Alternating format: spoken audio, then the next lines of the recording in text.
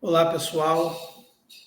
Tudo bem? Que a paz do nosso Mestre querido Jesus permaneça em nosso coração e que as boas conexões e as boas intuições possam invadir o nosso coração e a nossa mente para que possamos tecer os melhores comentários dentro desse estudo que é tão importante para o fortalecimento desse evangelho redivivo na nossa existência. Eu queria primeiramente agradecer aos irmãos da Sociedade Espírita Vinha de Luz pelo convite de estar aqui mais uma vez realizando esse estudo. É um prazer imenso estarmos aqui. Eu separei uma página de preparo do Vinha de Luz, Francisco Cândido Xavier. O item a página a lição é 60. Que fazeis de especial? Que fazeis de especial? Está em Mateus, capítulo 5, versículo 47. Iniciados na luz da revelação nova, os espíritas cristãos possuem patrimônios de entendimento muito acima da compreensão normal dos homens encarnados.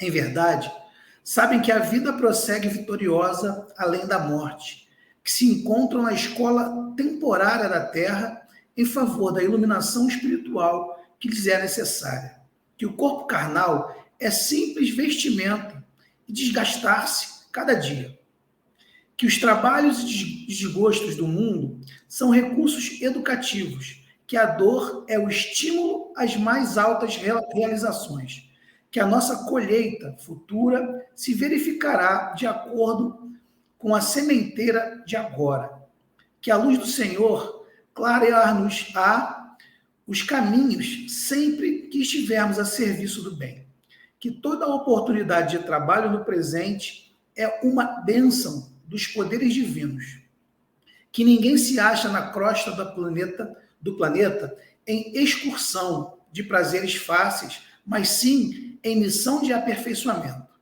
que a justiça não é uma ilusão e que a verdade surpreenderá toda a gente, que a existência na esfera física é abençoada oficina de trabalho, resgate e redenção, e que os atos, palavras e pensamentos da criatura produzirão sempre os frutos que lhes dizem respeito no campo infinito da vida.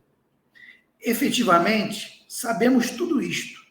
Em face, pois, de tantos conhecimentos e informações dos planos mais altos, a beneficiarem nossos círculos felizes do trabalho espiritual, é justo ouçamos a interrogação do Divino Mestre. Que fazeis mais que os outros? Então, meus queridos irmãos, com essas palavras, estamos aqui diante de Ti, Mestre querido, para mais uma vez realizarmos um estudo acerca do Teu Evangelho Redentor à luz da doutrina espírita, para que possamos ainda mais fortalecer este Evangelho dentro de nós, auxiliando as nossas tarefas, os nossos pensamentos, para que verdadeiramente possamos responder o que precisamos fazer a mais. Que estejamos dispostos a ouvir a resposta, não só pela nossa mente, mas sobretudo pelo nosso coração, e assim seguir as Tuas orientações redentoras. Que a dor, a aflição, os anseios possam ser motivos para continuarmos seguindo a Tua seara. Muito obrigado por tudo. Esteja conosco hoje, agora e por todo sempre. Que assim seja.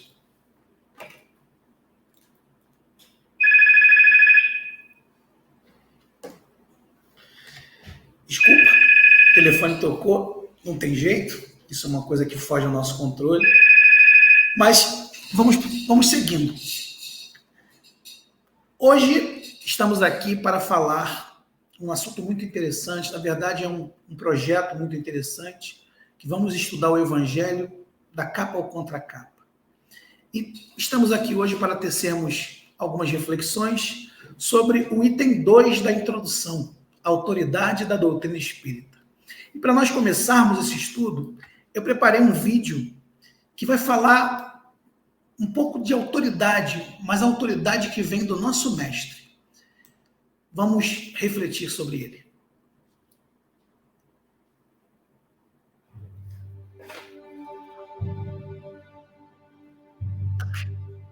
Com que autoridade fazes isto?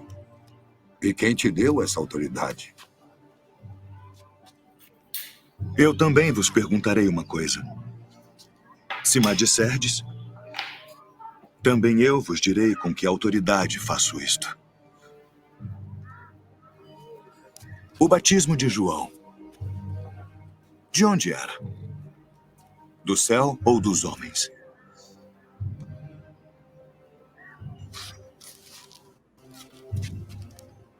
Se dissermos do céu, ele nos dirá: então por que não o crestes? E se dissermos dos homens, tememos o povo, porque todos consideram João como profeta. Não sabemos. Nem eu vos digo com que autoridade faço isso.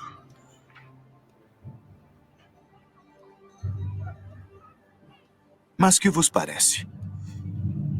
Um homem tinha 2 filhos. E dirigindo-se ao primeiro, disse: Filho, vai trabalhar hoje na minha vinha.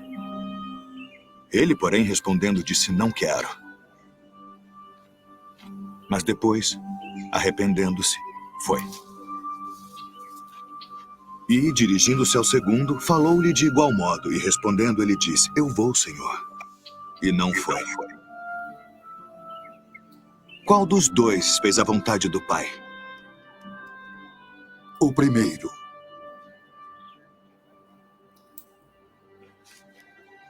Em verdade vos digo que os publicanos e as meretrizes vos precedem no reino de Deus. Porque João veio a vós no caminho da justiça, e não crestes nele. Mas os publicanos e as meretrizes creram. Vós, porém, vendo isso, nem depois vos arrependestes para nele crer.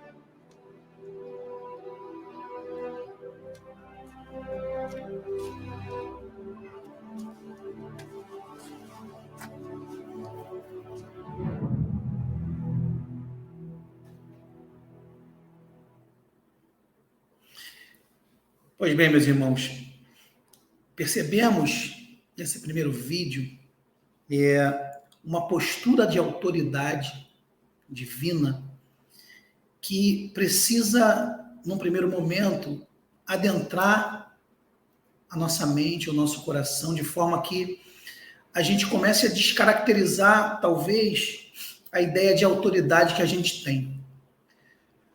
A gente vai perceber no slide, e eu trouxe uma passagem de Mateus, que também vai começar a falar sobre autoridade, e aí o ideal é que a gente comece a pensar de Jesus, porque ele trouxe, ele anunciou o Consolador prometido, né, para a gente depois entrar, né, na temática propriamente dita. E entrando ele no barco, seus discípulos o seguiram. E eis que no mar se levantou uma tempestade tão grande que o barco era coberto pelas ondas. Ele, porém, estava dormindo. E os seus discípulos, aproximando-se, o despertaram, dizendo: Senhor, salva-nos, que perecemos. E ele disse-lhes: Por que temeis, homens de pouca fé? Então, levantando-se, repreendeu os ventos e o mar, e seguiu-se uma grande bonança. E aqueles homens se maravilharam, dizendo: Que homem é este, que até os ventos e o mar lhe obedecem? Isso está lá no capítulo 8, versículo 23 a 27. Isso é mais uma prova da autoridade do Cristo, do poder da autoridade que lhe era imputada.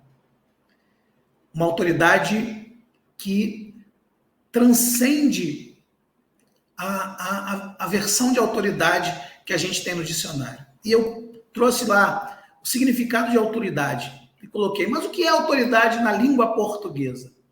Autoridade é um substantivo feminino que tem o significado direito ou poder de ordenar, de decidir, de atuar e de se fazer obedecer. Entidade que detém esse direito ou poder. E é claro que a gente vai observar, tanto no vídeo quanto nessa passagem que eu coloquei, exatamente o poder da autoridade que Cristo detinha. Mas era uma autoridade divina, era uma autoridade imputada a um ser que tinha uma missão de fazer a todos entender o verdadeiro sentido da autoridade. Isso é muito interessante. E aí a gente adentra, propriamente dita, ou propriamente dito, no estudo que nos foi solicitado. Autoridade da doutrina espírita, controle universal do ensino dos espíritos. Antes de começarmos, eu gosto sempre de frisar. Eu poderia pegar o Evangelho e ler todos os parágrafos do item 2, que é a autoridade da doutrina. Mas o meu estilo de estudo, e eu acho que a palestra, inclusive pelo tempo que ela tem, ela precisa de fomentar o desejo de fazer com que vocês vão procurar, vão ler. Porque aqui a gente vai citar algumas passagens e imputar reflexões acerca das passagens que estão lá escritas. Mas é fundamental o estudo propriamente dito. É pegar o Evangelho e lê-las, parágrafo por parágrafo, para poder ratificar o entendimento, solidificar, porque ali está a base das informações. E aí eu tirei mais uma, antes de colocar o que está escrito lá no Evangelho, segundo o Espiritismo, mais uma passagem de Cristo. Ainda tenho muito que vos dizer, mas vós não o podeis suportar agora. Mas quando vier aquele Espírito de verdade, ele vos guiará em toda a verdade, porque não falará de si mesmo, mas dirá tudo o que tiver ouvido e vos anunciará o que há de vir. Essa passagem do Cristo está lá em João, capítulo 14, versículos 16 e 17. Quis Deus que a nova revelação chegasse aos homens por mais rápido caminho e mais autêntico. Incumbiu, pois, os espíritos de levá-la de um polo a outro, manifestando-se por toda parte, sem conferir a ninguém privilégio de lhes ouvir a palavra. Pode seguir, meu querido. Então, a gente vai percebendo que Cristo já anuncia a vinda do Consolador. O Espírito de verdade viria trazer as informações no momento certo, no momento em que nós, encarnados, pudéssemos compreender de forma clara a terceira revelação, que Jesus já anunciava há mais de 2000 anos. E prosseguimos. Retiramos lá do texto. Se a doutrina espírita fosse de concepção puramente humana, não ofereceria por penhor senão as luzes daquele que a houvesse concebido. Ora, ninguém neste mundo poderia alimentar fundadamente a pretensão de possuir com exclusividade a verdade absoluta. Se os espíritos que a revelaram se houvessem manifestado a um só homem, nada lhe garantiria a origem, porquanto fora mister acreditar sob palavra naquele que dissesse ter recebido deles o ensino. Admitida de sua parte sinceridade perfeita, quando muito poderia ele convencer as pessoas de suas relações, conseguiria sectários, mas nunca chegaria a congregar todo mundo. O que ele está falando nesse parágrafo lá no Evangelho? Que, na realidade, se fosse colocado um único ser, o poder de, vamos dizer assim, de transgredir ou transferir ou demonstrar a autoridade da doutrina espírita, talvez ele fosse, de alguma maneira, até conseguir a pessoas que estivessem próximos dele. Mas não foi assim que aconteceu, né? Na verdade, a gente vai observar ao longo do estudo que as manifestações elas aconteceram dos mais diversos lugares um número muito grande de pessoas diferentes que jamais tinham se conhecido, para que não restasse dúvida da credibilidade daquilo que seria a transmissão da informação através dos Espíritos de verdade da terceira revelação anunciada por Jesus Cristo. Vamos seguindo. A gente vai observar, nesse pequeno holograma que eu desenvolvi, que o Espírito de verdade, no caso Peráclito, era o nome de apresentação do Espírito, ele vai observar e vai trazer nas informações dos mais diversos pontos da Terra, ou melhor, né, do nosso planeta, algumas questões que são muito importantes. A universalidade, a construção coletiva, a concordância doutrinária, o crescimento e as informações de forma contínua e progressista e a racionalidade da fé. Mas o que é isso? Universalidade, ou seja, em todos os lugares a informação ela era única, de uma forma, mesmo em línguas diferentes, falando ou passando a mesma essência da informação. Construção coletiva, é exatamente o que a gente falou antes. Diversos médiuns, diversas pessoas envolvidas nessas manifestações, de lugares diferentes, construindo as informações de forma universal e única, para fomentar e fechar todas as informações necessárias para se compor o que a gente vem consolidar como a obra doutrinária. A concordância doutrinária, ou seja, nenhuma das informações fugiam do caráter doutrinário da doutrina espírita já apresentada no Livro dos Espíritos e também, naquela altura, no Livro dos Médiuns.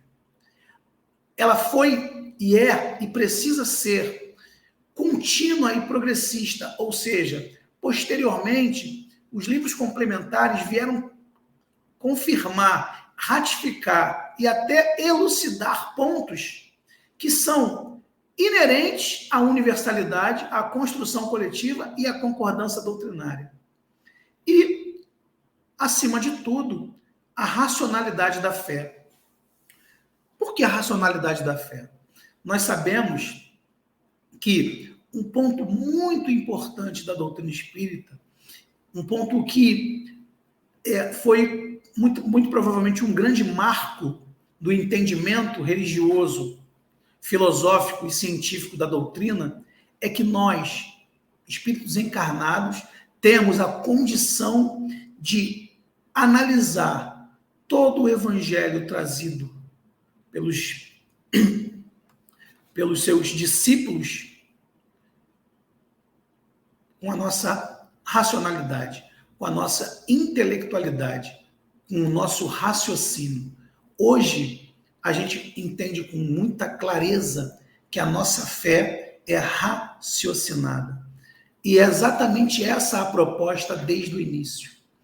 Ou seja, que nós pudéssemos ler, interpretar e entender, raciocinando, fazendo com que fizesse sentido racional aquela fé que sentimos, que até entendermos a terceira revelação, era ainda uma fé cega, uma fé oscilante, uma fé duvidosa, uma fé que não tinha uma base concreta, mas com o advento da autoridade da doutrina espírita, a gente passa a entender que é muito, mas muito importante nós raciocinarmos, nós termos a nossa fé robusta, forte, que nos guia, mas sempre dentro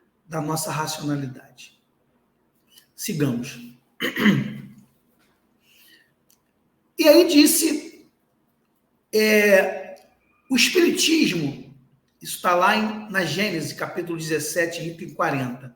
O Espiritismo realiza todas as condições do Consolador que Jesus prometeu. Não é uma doutrina individual nem de concepção humana. Ninguém pode dizer-se seu criador. É fruto do ensino coletivo dos espíritos, ensino que a preside o espírito de verdade. Nada suprime o evangelho, antes o completa e elucida.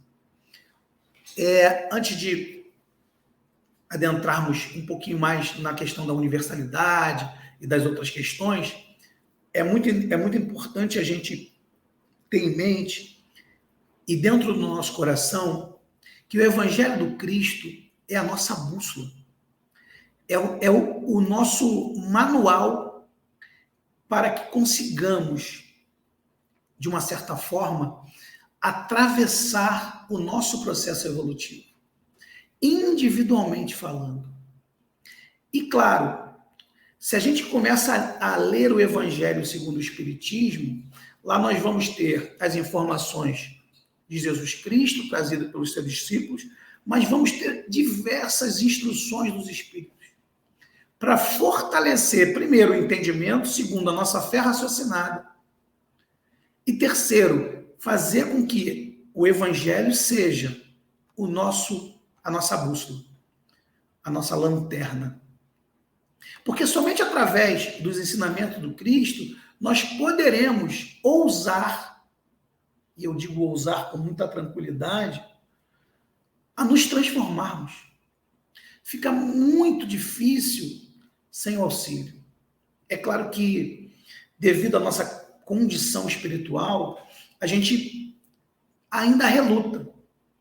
A gente ainda tem preguiça de abrir o Evangelho quando a gente está com dificuldade.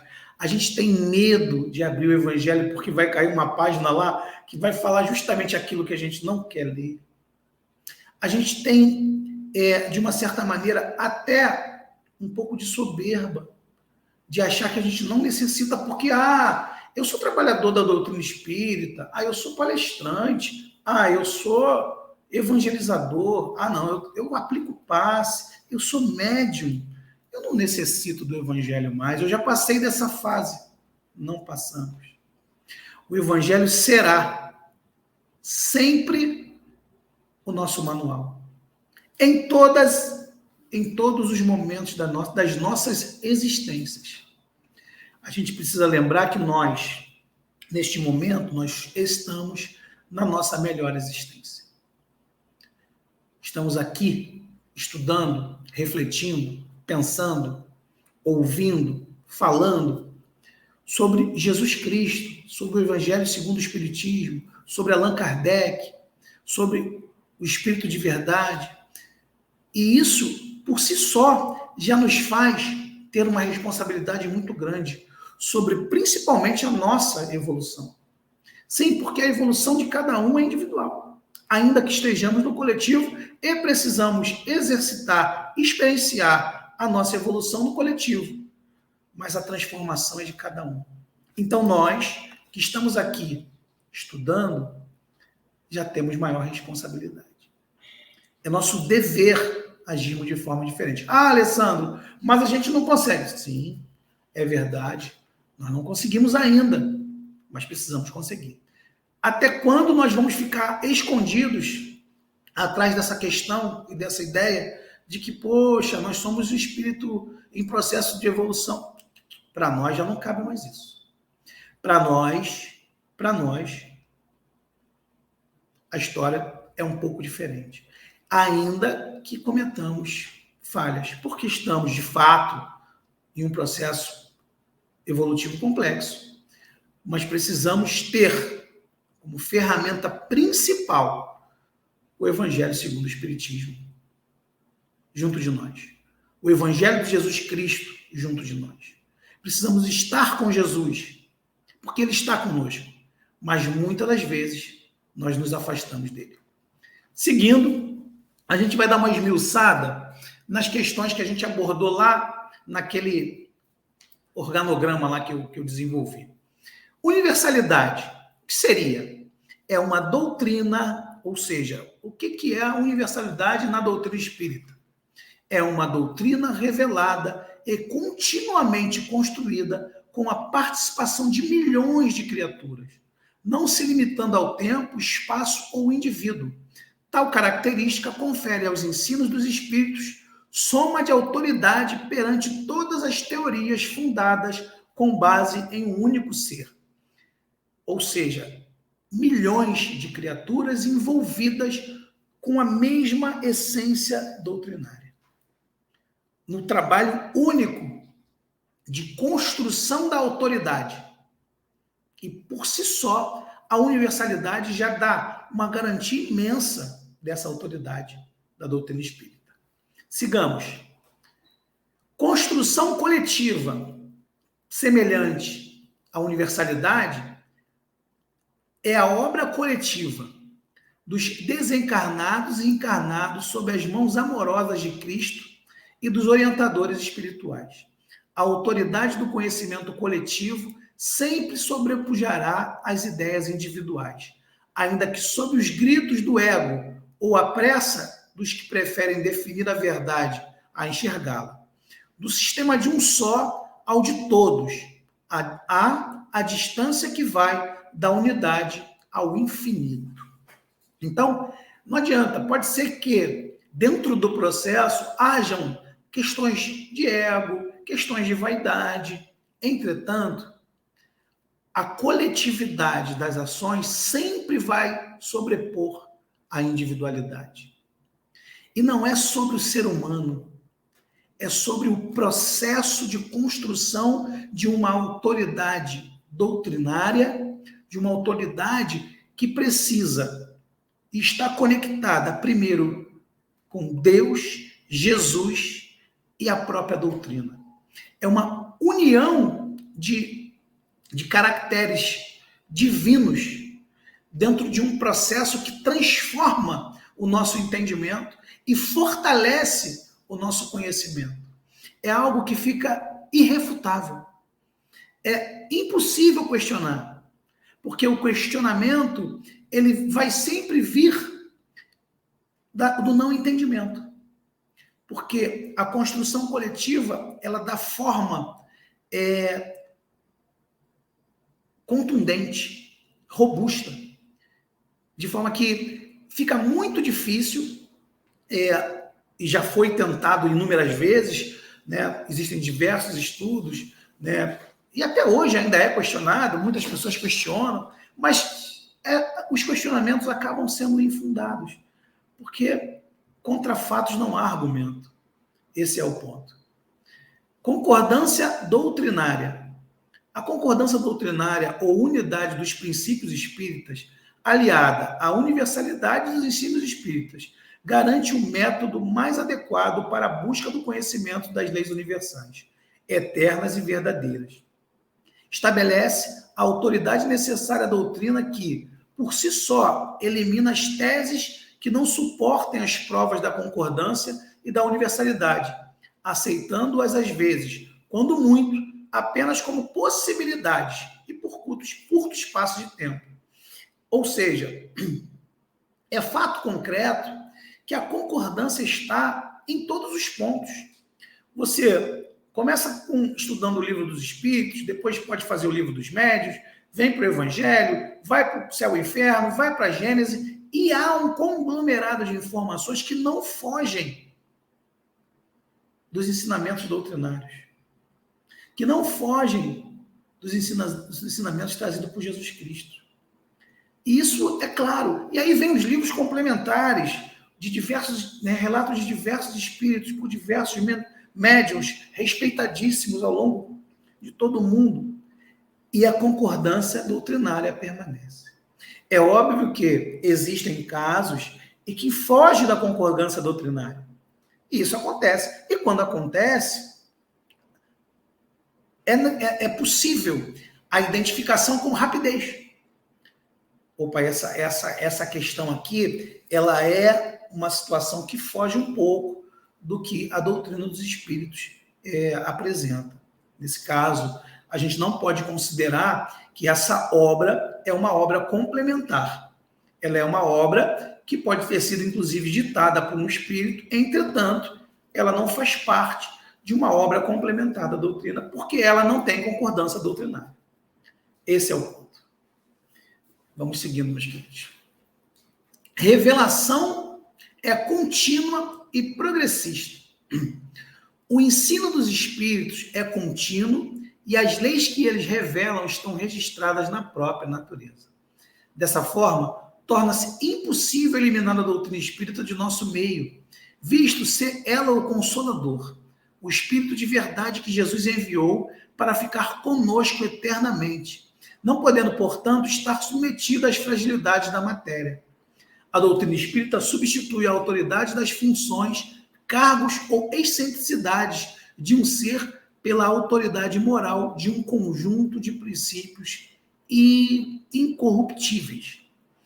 Ou seja, não é sobre o ser humano, o diretor, o trabalhador, o palestrante, né? Não é sobre as pessoas, é sobre a doutrina. As pessoas, elas são revestidas das suas dificuldades, das suas questões, sejam elas quais forem. Nós estamos encarnados num planeta de provas e expiações.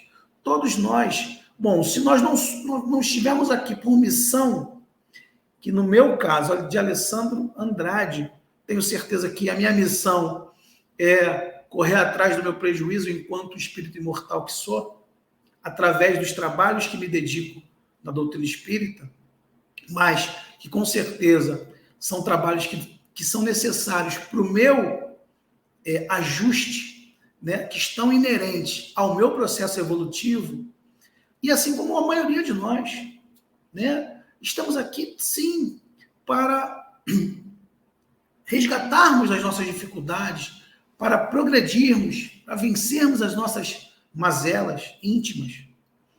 E nos encontramos na doutrina. E a partir daí, fazemos parte das instituições. Mas é sobre a doutrina. A revelação é contínua e progressista devido ao poder de autoridade que a doutrina espírita exerce sobre cada um de nós. Então não adianta, muitas das vezes a gente, infelizmente, se decepciona com uma pessoa da nossa casa espírita. Por que a gente se decepciona? Porque a gente deposita na pessoa o que a gente busca da autoridade da doutrina. Não. As pessoas, elas são falíveis, mas a doutrina espírita não é. A doutrina espírita, ela vem nos amparar, ela vem nos consolar, nos acolher e nos impulsionar de forma clara, cristalina, a melhorar, a ir em busca do nosso melhoramento, a ir em busca do nosso processo, da nossa programação reencarnatória. Por isso que é tão importante entendermos a autoridade da doutrina. E, mais que entender, vivenciar essa autoridade. Compreender essa autoridade como algo inerente a Deus, como algo inerente ao nosso Mestre Jesus. Porque no momento em que a gente consegue fazer esse entendimento, a percepção de entendimento da doutrina, ela fica um pouco mais leve. Porque muitas das vezes, e às vezes a gente conversa com pessoas na nossa casa espírita, e, mas é muito difícil, é muito complicado entender o livro tal, as palavras, e isso não é complicado. Quando eu comecei na doutrina, eu li estudando livro, fazendo ESD, e estudando o livro dos espíritos, eu tinha que ter um dicionário no lado, não é verdade. Mas isso não era para mim um fardo, um problema. Pelo contrário, foi até bom, porque eu aumentei o meu vocabulário muito com a doutrina espírita. Mas eu percebi logo de pronto o efeito daquilo que mexia comigo, e aquilo era a autoridade da doutrina. Era algo que fazia sentido. Era algo que mexia de verdade com aquilo que eu buscava. Nossa, agora eu consigo compreender quem verdadeiramente eu sou. Eu não sou o Alessandro Andrade, eu sou um espírito imortal que nesse momento habita o corpo e tenho a identidade do mundo denominado Alessandro. E isso para mim facilitou muito a vida. E a partir disso, a gente começou a mergulhar nos estudos e graças a Deus hoje a gente está aqui, do lado de cá, tecendo alguns comentários, algumas reflexões. E isso para nós é gratificante.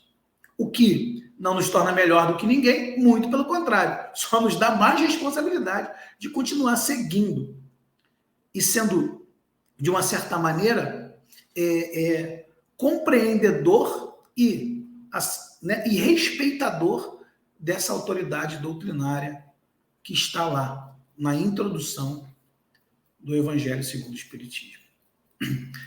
Seguindo, racionalidade da fé. Kardec nos afirma que fé inabalável é somente a que pode encarar a razão face a face em todas as épocas da humanidade. A racionalidade inerente ao Espiritismo reforça toda a sua autoridade científica e filosófica. Dessa maneira, os espíritos superiores fornecem os meios dos homens alcançarem a sabedoria maior, estimulando-os ao progresso e ao conhecimento, sem que lhes furtem o esforço necessário ao amadurecimento. Ou seja, é basicamente o que a gente falou. É a utilização do nosso intelecto, do nosso raciocínio, no entendimento da nossa própria fé. Aquela fé que ao longo do tempo foi cega, e a gente vai vendo isso, vai vivenciando isso com amigos que são de outras denominações religiosas, passa, através da autoridade da doutrina espírita, a ser um entendimento de racionalidade da fé. Precisamos... Opa, peraí, mas faz sentido? A gente ouvia falar, por exemplo, em Jesus Cristo morreu na cruz e ressuscitou. Opa, não é possível ressuscitação de um corpo material cientificamente, porque, infelizmente, cientificamente isso é impossível. Logo, se aconteceu alguma coisa nesse sentido, não foi uma ressuscitação. Isso é entendimento racional. Mas eu estou falando que é uma mentira. Não, não é nada disso. É só um entendimento racional de algo que, Jesus Cristo jamais poderia ir contra a uma lei da natureza.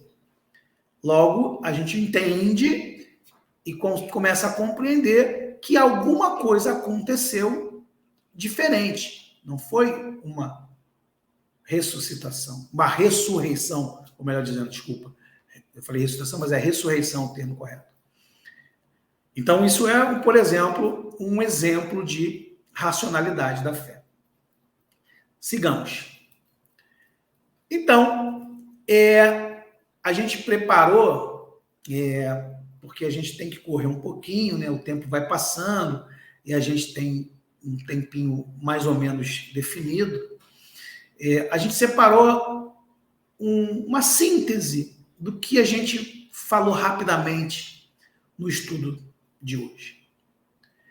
Não está submetida, a autoridade da doutrina espírita, controle universal dos ensinos dos espíritos, não está submetida à vontade humana, visto ser de origem divina. Não é dependente das qualidades de nenhum indivíduo, visto que resulta do trabalho coletivo dos espíritos. Os ensinamentos espíritas são contínuos e progressistas. Os princípios espíritas têm por base as leis naturais. O espiritismo utiliza a razão para o seu desenvolvimento ante o avanço da humanidade. O espiritismo é a fonte segura do progresso e abarca todos os interesses humanos nos seus aspectos filosóficos, científicos e religiosos ou morais. Cabe ao espírita o esforço permanente do estudo, prática e divulgação dos princípios espíritas. Então, meus irmãos, é muito importante, se vocês quiserem tirar um print dessa tela, colocar num fundo de tela do telefone, ou, não sei, colocar, imprimir, botar na geladeira ou na sua mesa de trabalho. É muito importante a gente ter isso em mente acerca da autoridade da doutrina. Porque é essa autoridade que vai fazer a diferença quando nós formos questionados. Alessandro, qual é a sua religião? Eu sou espírita. Ué, mas como assim espírita? Por que espírita? Por quê? O que é o espiritismo? E aí a gente pode falar tudo isso que a gente colocou aí no resumo.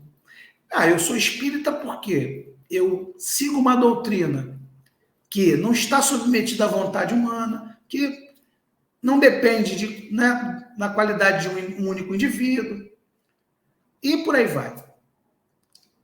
Os ensinamentos são contínuos e progressistas. Tudo isso são fortalecimentos do nosso processo de compreensão e entendimento da nossa doutrina espírita, que, acima de tudo, precisa estar sempre vinculada ao nosso Mestre, Jesus Cristo. Jesus Cristo é o nosso mestre, é o nosso modelo e guia. Ou seja, a doutrina espírita é o consolador anunciado por Jesus Cristo há mais de 2000 anos. E a sua autoridade se baseia basicamente nisso que a gente colocou nesse pequeno resumo. Que tenhamos dentro de nós, dentro do nosso coração, dentro do nosso entendimento e, acima de tudo, dentro do nosso esforço de trabalhar e se dedicar, essa autoridade doutrinária. Que a autoridade esteja principalmente não na nossa palavra, mas no nosso exemplo. Que essa autoridade não esteja quando estivermos dentro da nossa instituição espírita, ou quando estivermos dando uma palestra, ou quando estivermos realizando um trabalho social, enfim. Que essa autoridade esteja no nosso exemplo, no nosso dia a dia, com aquele que a gente não conhece, com aquele que a gente acha que, entre aspas, é nosso inimigo, é alguém que o nosso espírito não cruza. Que a autoridade da doutrina espírita esteja quando nós estivermos com os nossos filhos difíceis, com os nossos entes queridos difíceis. Que a autoridade da doutrina espírita esteja na nossa essência de vida. Que nós, automaticamente, no nosso agir, seja ele, se nós estivermos atrasados para ir para o trabalho, se alguém tiver pisado no nosso pé, se alguém tiver avançado o sinal na nossa frente, se alguém tivesse dado uma fechada, que a nossa autoridade da doutrina espírita esteja no nosso automático de ação. É óbvio que isso é uma caminhada, mas que é possível alcançar. Basta a gente querer, basta a gente estar conectado verdadeiramente com a nossa espiritualidade. E isso é uma condição nossa. Ela não está ligada a ninguém. Não é por causa do A, do B ou do C que nós não conseguimos impor nas nossas ações e nos nossos exemplos a autoridade da doutrina espírita, que nós estamos estudando já há algum tempo. Isso depende de cada um de nós. É isso, meus irmãos, assim, é muito importante que a gente siga consciente, porque é maravilhoso estar conectado com essa autoridade divina na nossa existência. E a gente preparou, para encerrarmos o estudo, um outro vídeo, que é um apanhado de momentos de Jesus Cristo, onde ele, de uma certa maneira, vai nos apresentar de forma automática aquilo que eu acabei de dizer, mesmo sofrendo tudo o que sofreu. Vamos ao vídeo. Se o mundo vos odiar, lembrai-vos de que odiou a mim. Esse é Jesus de Nazaré? Jesus de Nazaré? Levai esse tolo pra longe da minha vista! Não é criminoso, é apenas um louco!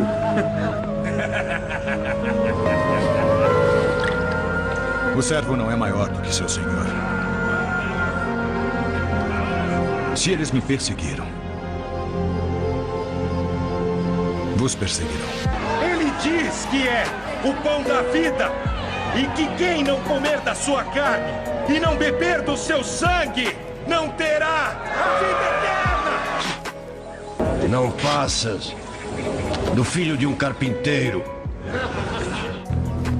O meu reino não pertence a este mundo. Ninguém tem maior amor do que esse, o de dar a vida pelos amigos. Pois vós sabeis que eu sou o caminho, a verdade e a vida. Ninguém chega ao Pai senão por mim. Eu sou o bom pastor e dou a minha vida pelas ovelhas. Se ele é o Messias, eu digo que ele deve descer da cruz para que possamos ver e acreditar. Desce daí! Deveis acreditar em mim. Ouvistes o que foi dito. Amarás o teu próximo e odiarás o teu inimigo. Meu coração está pronto, Pai. Meu coração está pronto. Gostas disso? Eu, porém, vos digo: amai os vossos inimigos e orai pelos que vos perseguem. Pois se amardes apenas os que vos amam, que recompensa tereis? Pedro! Largue isso! Aquele que vive pela espada morrerá pela espada. O que é a verdade, Cláudia? Tu a ouves? Reconheces quando é dita? Eu sim, reconheço. Tu não? Como? Podes me dizer? Todos aqueles que ouvem a verdade ouvem a minha voz. Verdade.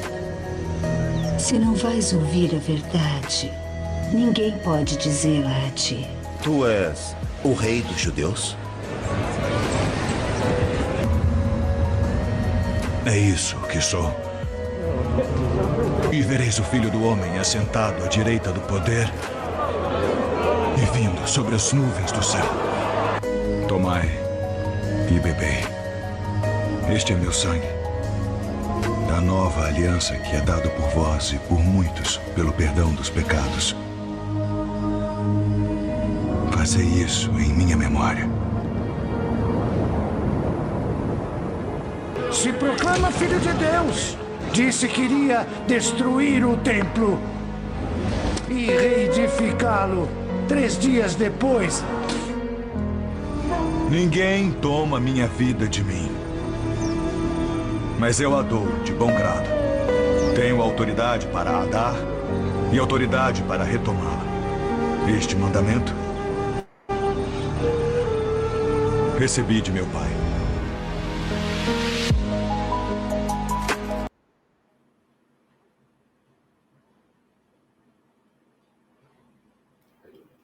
Muito obrigado a todos. Até uma próxima oportunidade. Vamos fazer aqui a prece final para que possamos nos conectar. Quem desejar fechar os olhos. Amado Mestre querido Jesus, muito obrigado mais uma vez pelo estudo, pelas reflexões, pelas intuições. Também agradecendo aos nossos mentores espirituais que estão sempre junto conosco. e que possamos fazermos destas reflexões um verdadeiro entendimento para continuarmos seguindo, transformando os nossos pensamentos e as nossas palavras em ações, em exemplos para todos aqueles que tocarem e seguirem junto de nós. Muito obrigado por tudo. Permaneça conosco hoje, agora e por todo sempre. Que assim seja, graças a Deus.